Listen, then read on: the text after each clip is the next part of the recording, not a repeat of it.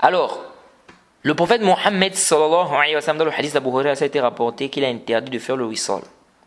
On n'a déjà parlé du wissal, fait de jeûner, c'est-à-dire 2 jours comme ça, de manière successive, sans rompre. On voit un hadith où le prophète interdit de faire le wissal. Et un musulman a dit fa innaka ya Rasulallah tuwasil, donc un compagnon du prophète. Il a dit mais ô messager de toi tu fais le wissal. Le prophète a dit wa ayyukum mithli, et qui d'entre vous est comme moi? Mon Seigneur me nourrit et m'abreuve. Et ils ont donc refusé d'arrêter le wissal. Donc ils ont fait quand même le wissal. Le prophète a fait le wissal avec eux un jour, puis un autre jour. Puis lorsqu'ils ont vu la lune, il a dit si la lune avait retardé, j'allais ajouter. Là c'est rapporté par Bukhari Muslim. C'est-à-dire, on vous a demandé d'arrêter. Vous avez voulu faire le wissal. En fait, si on n'avait pas vu la lune, j'allais jeûner avec vous. Et ceci, pour qu'ils voient, c'est-à-dire l'effet du wissal. Parce que le prophète leur a dit de ne pas faire. Alors, mon Seigneur m'abreuve et me nourrit. Les savants ont divergé. Qu'est-ce que ça veut dire? Mon Seigneur m'abreuve et me nourrit. Certains ont dit, c'est-à-dire, mon Seigneur me nourrit, c'est-à-dire, haqiqatan. Que Allah subhanahu wa ta'ala donne la nourriture au prophète, n'est-ce pas? Il donne à boire au prophète réellement. Bon, d'autres savants ont dit non, ça c'est pas sahih. Parce qu'ils ont dit si réellement il mangeait et il buvait, ça ne devait pas être le wissal alors. Parce que le wissal c'est le fait de ne pas manger. Donc tu jeûnes comme ça de manière enchaînée, donc 2 jours enchaînés comme ça sans rompre. Ils disent mais si le prophète Mohammed sallallahu alayhi wa sallam ici mangeait réellement, ça ne devait pas être un wissal alors. Et d'autres ont dit, le sens ici, c'est-à-dire, c'est la force. C'est-à-dire, c'est comme s'il disait que Allah subhanahu wa ta'ala me donne la force de celui qui a mangé, celui qui a bu.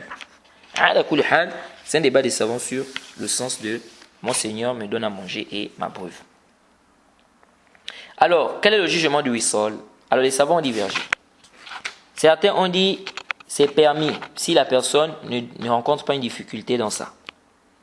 Et ça a été rapporté de certains compagnons.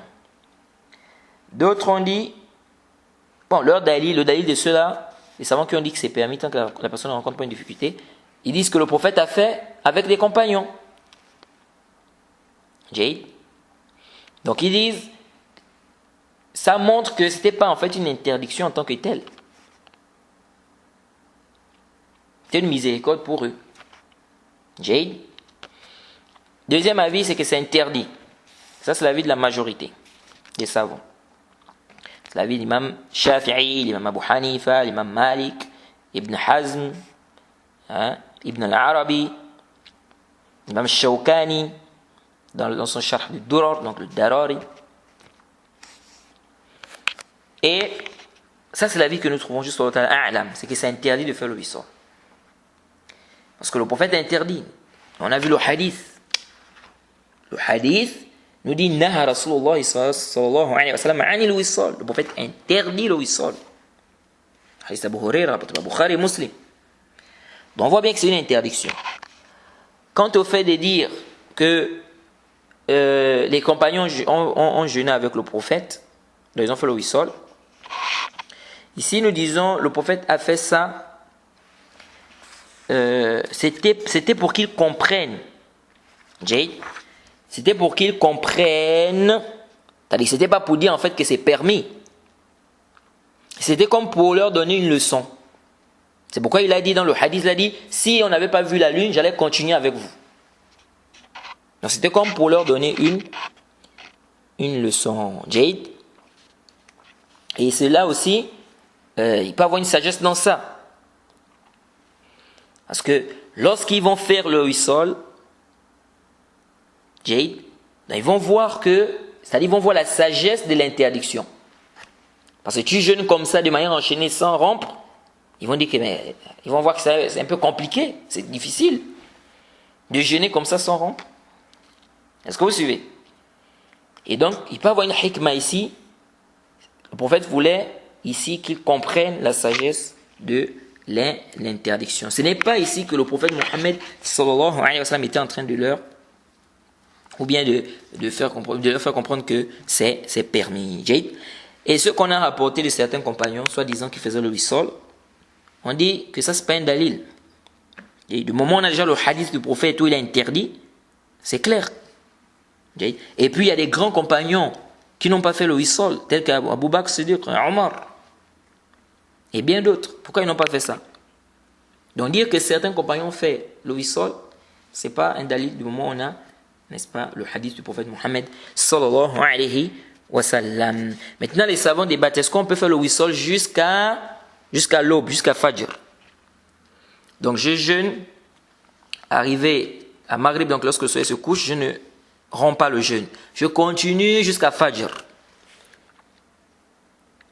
Là, il y a un khilaf. Il y a aussi un khilaf ici, Jade. Bon, certains savants ont permis, tels que l'imam Ahmed, Ishaq, Ibn Munzir, Ibn Khuzayma, et certains savants parmi les Malikiya, ils ont dit c'est permis jusqu'à l'aube. Mais au-delà, non. Parce que le prophète dit que c'est venu dans le Sahih al-Bukhari, le hadith d'Abu Sa'id al-Khudri, anna nabiyya sallallahu alayhi wa sallam qala fa ayyukum arada an yuwasil falyuwasil ila as-sahara. Fait dit celui parmi vous qui veut faire le wissal, qui le fasse jusqu'à l'aube, donc à Fajr. Jade. Et ceux qui ont dit c'est interdit, ils disent le prophète Mohammed sallallahu alayhi wa sallam a dit dans le hadith de Bukhari et Muslim, hadith de Omar radiyallahu anhu, le prophète a dit إذا أدبر النهار من ها هنا وأقبل الليل من ها هنا فقد أفطر الصائم. Lorsque la nuit, n'est-ce pas, lorsque la journée s'en va de ce côté, la nuit vient, n'est-ce pas, d'ici, le jeûneur a rompu son jeûne. Ils ont dit, on a dit le jeûneur a rompu son jeûne. Donc ça veut dire dès que le soleil se couche, il a rompu le jeûne. Mais cette istidlal laisse sahih. Lèche. Parce que ici, quand le prophète a dit le jeûneur a rompu son jeûne, ça ne veut pas dire que dès que le soleil se couche, même si tu n'as pas rompu le jeûne, même si tu n'as rien pris, tu n'as rien mangé, tu as déjà rompu. Là. C'est pourquoi l'imam Sana'ani, dans Subul Salam, il a refuté ça.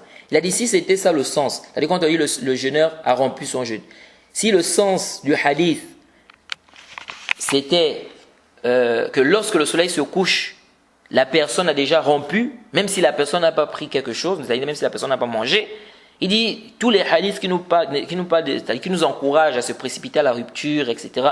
Tous ces hadiths-là servent à quoi alors? Donc ça montre ici que le sens du hadith, ce n'est pas ça. Le sens du hadith, c'est-à-dire que c'est le moment de rompre. Jade. Donc l'avis que nous trouvons juste sur le Ta'ala, c'est que c'est permis de faire le wissal jusqu'à l'aube. Jade. Et ça c'est l'avis d'Ibn al-Qayyim aussi. C'est l'avis d'Ibn al-Qayyim, rahimahullah.